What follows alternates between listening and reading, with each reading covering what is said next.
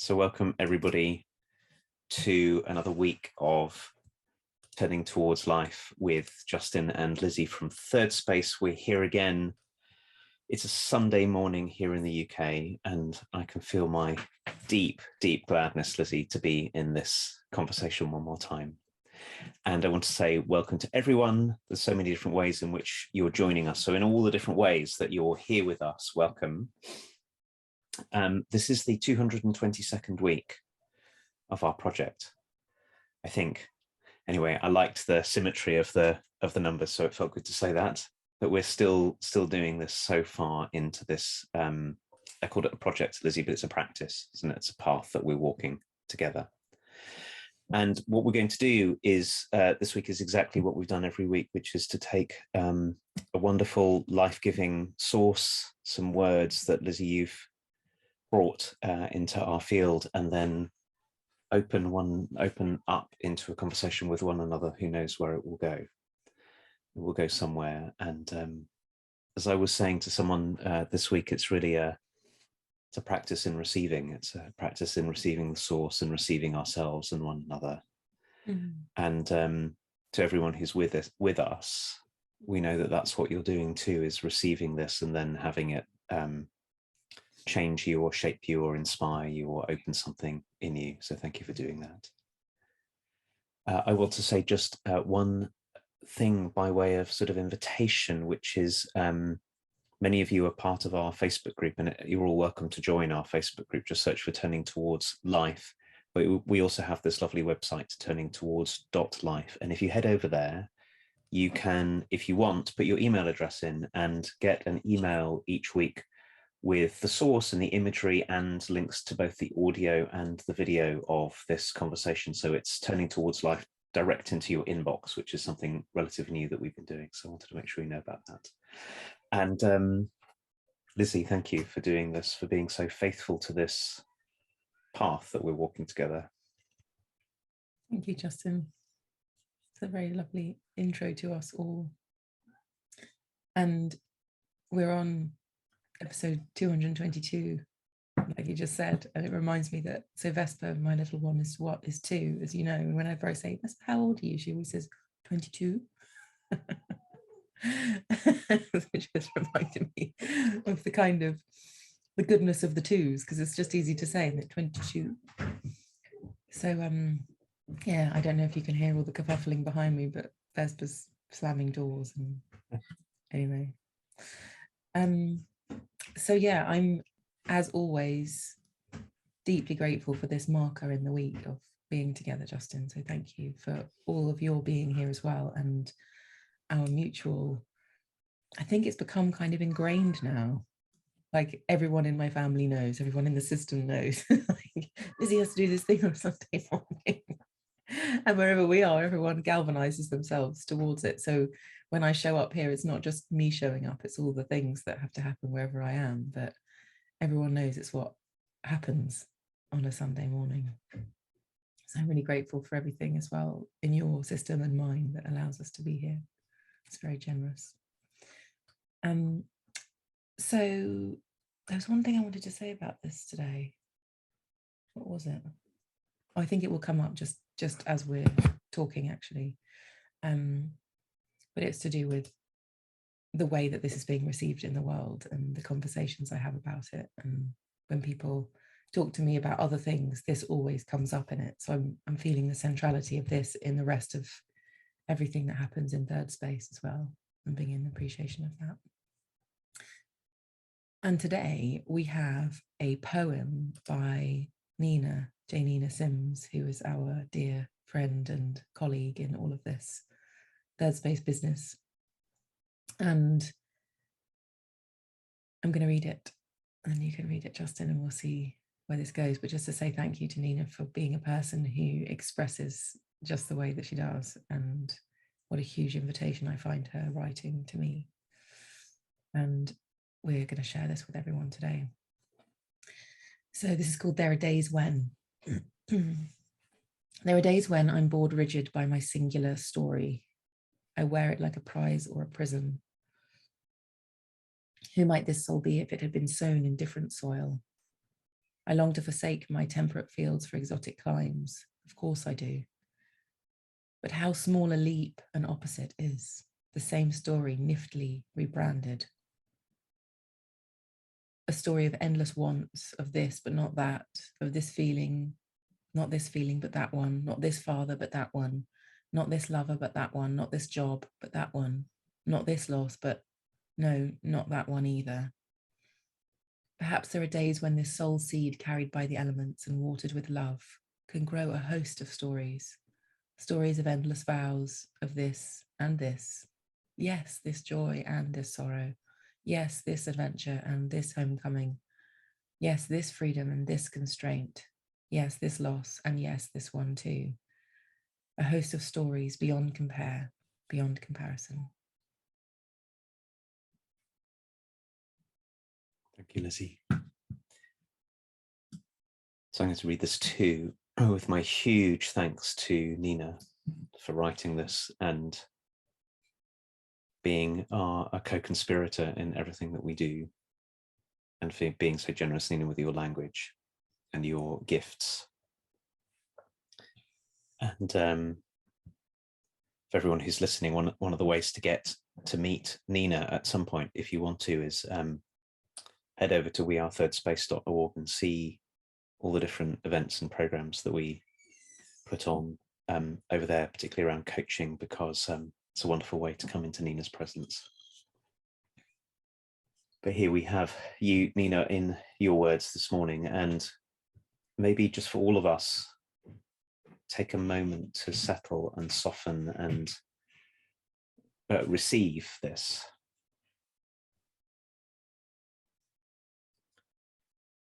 There are days when I'm bored, rigid by my singular story. I wear it like a prize or a prison. Who might this soul be if it had been sown in different soil? I long to forsake my temperate fields for exotic climes. Of course I do. But how small a leap an opposite is. The same story, niftily rebranded. A story of endless wants, of not this, but that, not this feeling, but that one, not this father, but that one, not this lover, but that one, not this job, but that one, not this loss, but no, not that one either. Perhaps there are days when this soul seed carried by the elements and watered with love can grow a host of stories, stories of endless vows, of this and this. Yes, this joy and this sorrow. Yes, this adventure and this homecoming. Yes, this freedom and this constraint. Yes, this loss, and yes, this one too. A host of stories beyond compare, beyond comparison.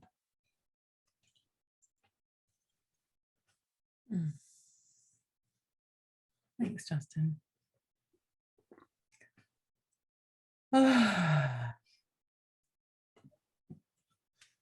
So, Justin, the line that has leapt out at me this time of reading, this time of receiving, is, but how small a leap an opposite is, the same story niftily rebranded. And somehow it speaks to me of all the times that I make a kind of fruitless exchange, but it's at the same kind of level, so it never satisfies me. So I'm just trying to think of an example. Like if I say I'm gonna do this and not that, as if it's some revolutionary move, if it doesn't have some kind of consciousness in it that deepens something or that's more meaningful, it always ends up being the same kind of, oh, it's not quite, it didn't fill me up in the way that I intended it to. So I'm feeling really, and of course Nina goes to kind of put detail onto that, like, oh, I don't want to feel this, I want to feel that. But because it's an exchange in the same way, in the same level or something, it doesn't do the thing that I thought changing tack would do, because it's the same experience. Whereas if I would to be allowed in myself to carry this and that, and it wasn't an or thing, I feel like there's a possibility for enrichment rather than singularity. And this was the thing I was thinking about before. I was in a conversation with someone this week about turning towards life and our professional coaching course that we run and all that kind of thing. And she said, you know, she's a new mum. Well, she's a mum of 2 children, and one of them is fairly new. So she's, you know, thrown into the world of 2 children. And she said, you know, the thing I appreciate most about the work that we've all done together in the PCC and in turning towards life and all of the things, is that I know now that there are allowed to be many things present at once. So I can feel exhausted and delighted, and I can feel really sad and grief-filled at the same time as really happy. And she said, I've learned that I was taught that you had to kind of be one thing. And you had to stand by it. You're either happy or you're sad. You're either okay or you're not okay. And she said the biggest gift to her and the most life-giving thing has been to feel the multitudes of things present at once and know that that's completely okay. And somehow her capacity in her body also has grown to be able to hold opposites, even like really far opposites. And it really showed me and taught me something about what it is that we're doing. And it really resonated with me too, as well, that it feels so constraining to say or to land somewhere totally. Like it almost doesn't feel true to say the only thing I am is annoyed right now, because I'm also like finding this really funny at the same time. Or, you know, it seems to be really true in my experience that many more things are happening at once than just one thing. And it's of the order of this second piece about the host of stories, which is that maybe there's a host of things going on at any one moment. And with this invitation from Nina to see that we can grow a host of stories simultaneously that are equally as valid, as welcome as another, the kind of richness that I sense and feel about life is so extraordinary. Whereas if I have to pick something and narrow it down and stand somewhere very particular at any one time, it just doesn't feel true to what my experience is. Like I'd have to deny and pretend and cut things off in order to be the thing that is allowed. And it doesn't feel right anymore.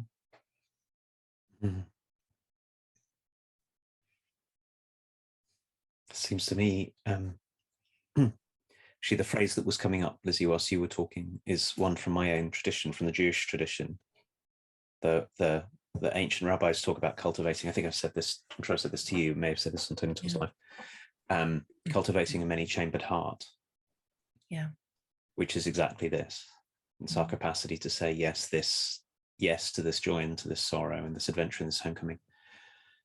What I can feel in the way that you're talking about it, what's really deeply impacting me is that, and I think this is going to be a little bit hard to find a good way to put in language, but I'll do my best, which is it's in a way, it's sort of conceptually easy to say, yes, this and this. Oh yes, this can be true and this can be true.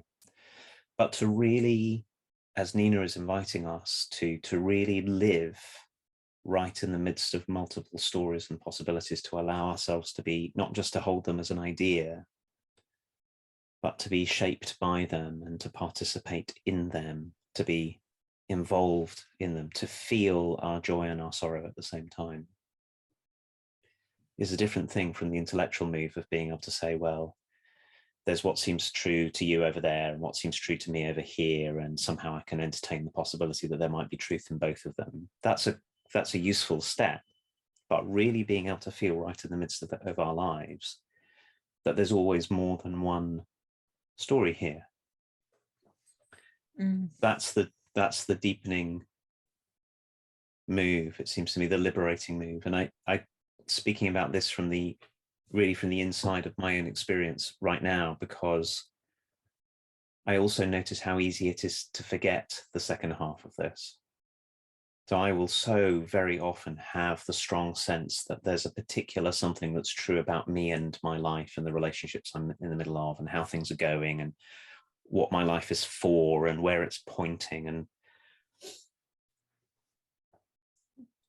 the more certain I am about that, the more I find myself longing for exactly what you said was a sort of like, in a way, a simplistic exchange. I could have imagined, well, if I wasn't here, I'd be over there, and that would be better. If I wasn't with these people, I'd be with those people, and then that would be better. If I wasn't doing this work, I would be doing that.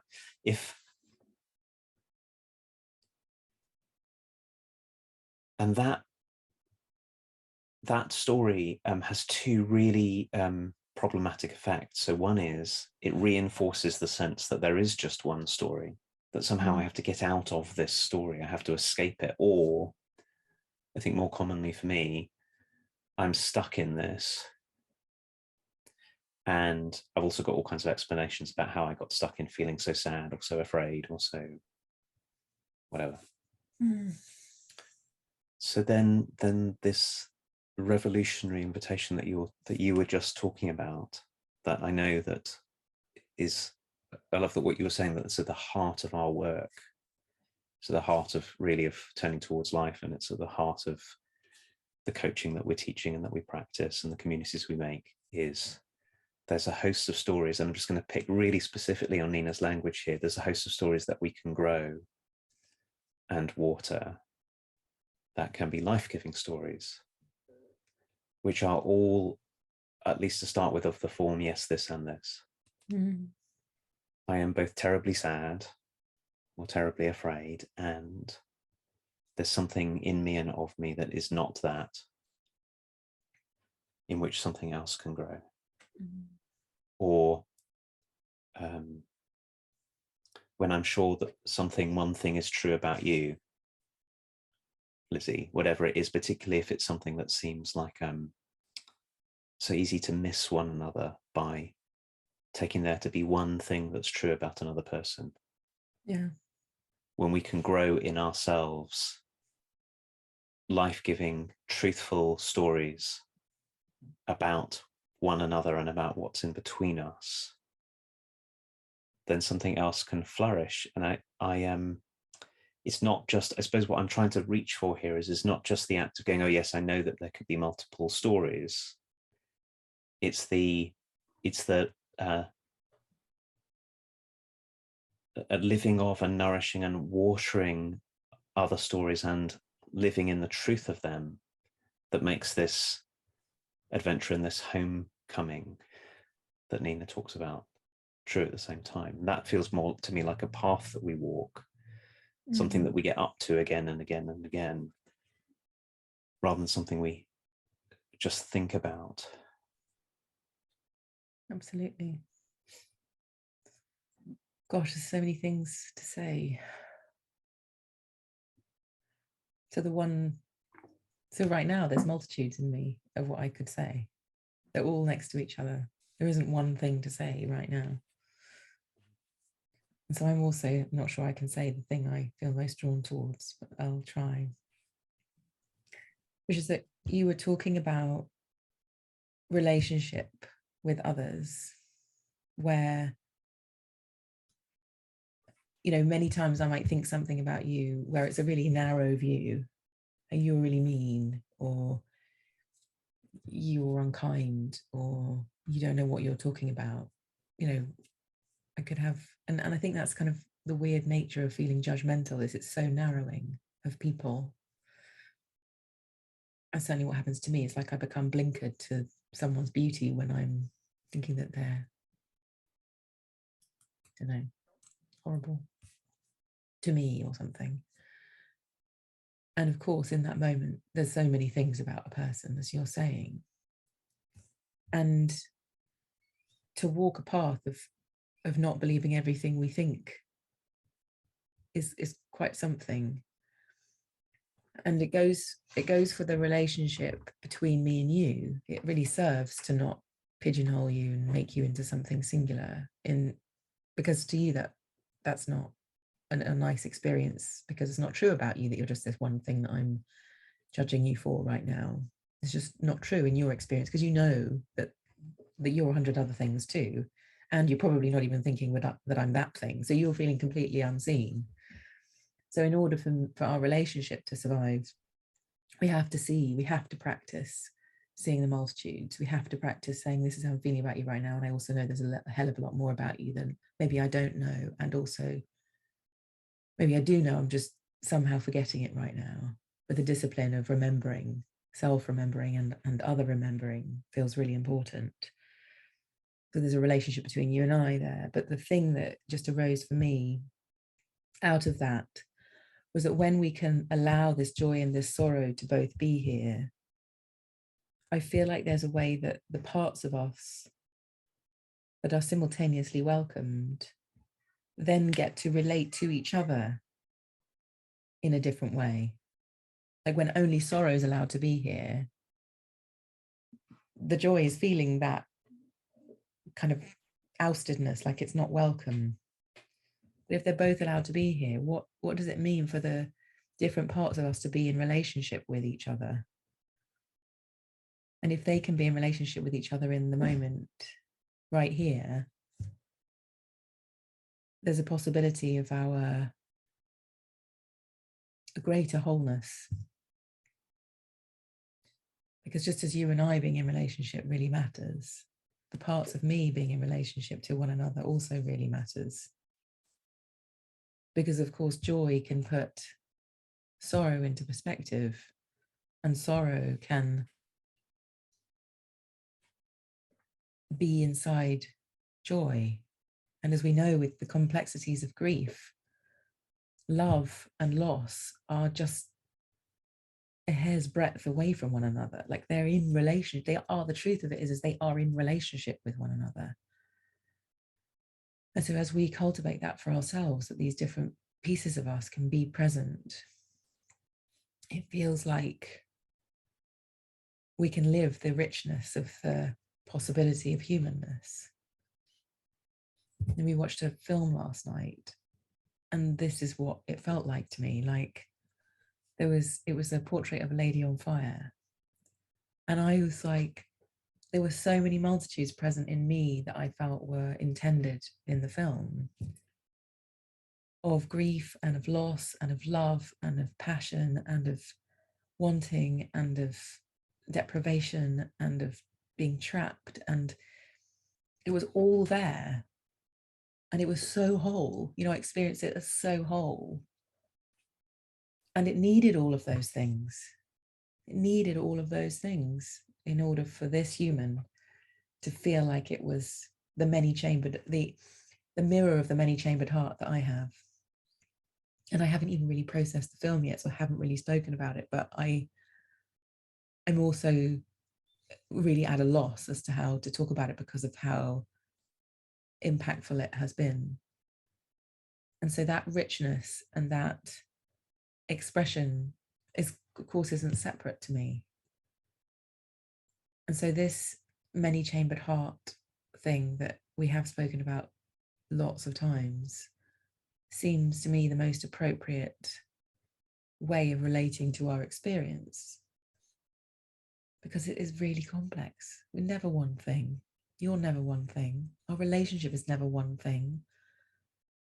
And so I so appreciate this invitation from Nina to let it all be here at the same time, and then to feel into what that makes me when it's all present. So I am so glad you're talking about films. I'm going to say something about that. Just the feeling of, Lizzie, of this line, one line from Nina's poem, and yes, this one too. And I got wondering whilst you were talking, I was feeling into the many situations in which, particularly in relationships, in which I felt like I am one thing and the other person is one thing. And often when that's difficult, that's when I wish, not this one, but this, not this friend, but that one, not this family, but that one, not this me, but that one. But that's to what that is to do is to take apart and imagine that it's the whole.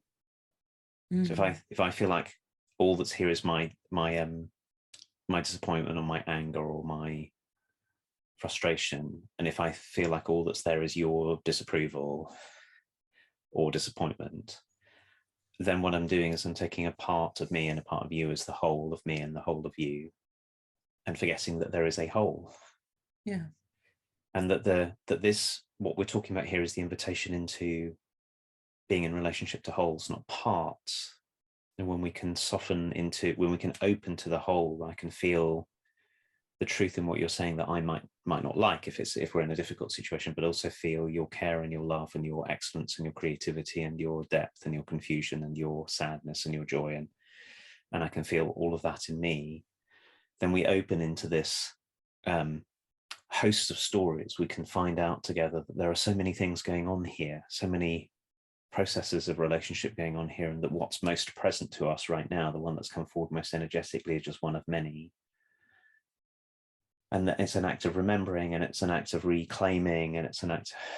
And I got wondering whether part of what makes this difficult for us, it would be so hard to tell because we're right on the inside of it, is that we have all grown up in the late 20th, early 21st century period of time, which has been where culture has been very, very dedicated into taking things into parts, like everything's a machine, and you can take a part and you can manipulate it and you can work with it, you can have a technique for it. So here's my technique for dealing with someone who's angry with me, instead of letting myself be someone who is sensitive to and receptive of the whole of someone. We don't have that language. It's even a very, very strange language to talk about, but it's a language that is in many human cultures over many periods of time, and many people have written and thought about. And here's Nina doing this for us in poetry. So I think that's, for me, is part of the resolution to the simplicity of going, yes, there are many stories. Beyond that is being sensitive to wholes, WHOL, the wholeness. And in my film story, I love Portrait of a Lady on Fire, but the one that's very present for me right now, it's a couple of years ago, I took myself off on my own to see a very frightening film called A Quiet Place, which I love,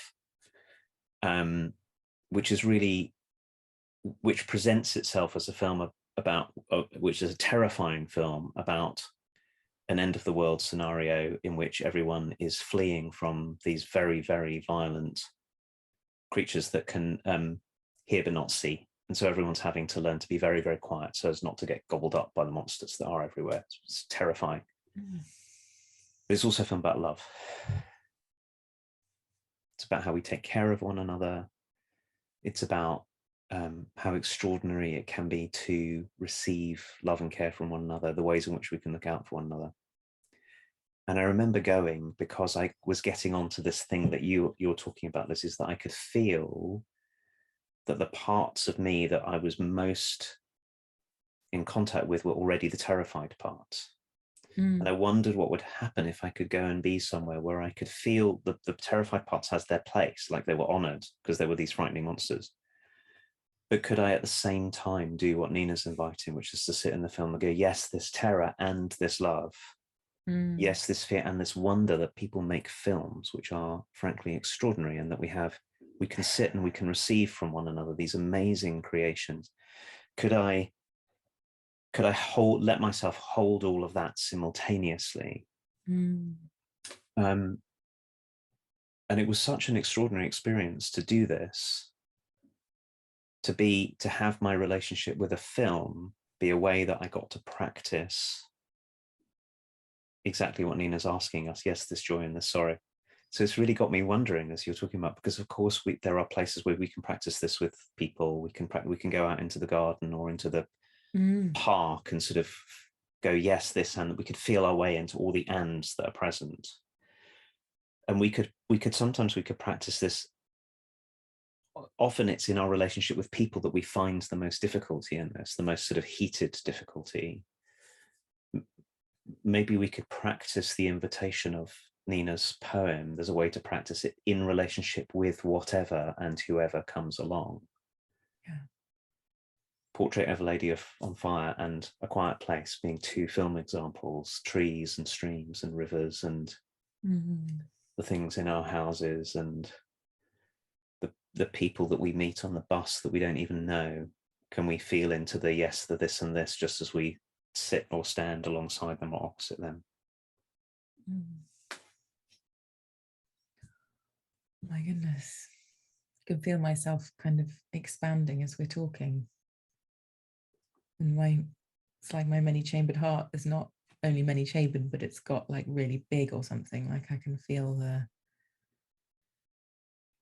complexity, you know, the conversations showing me the richness of complexity. And it's really beautiful and also quite a large experience, if you know what I mean.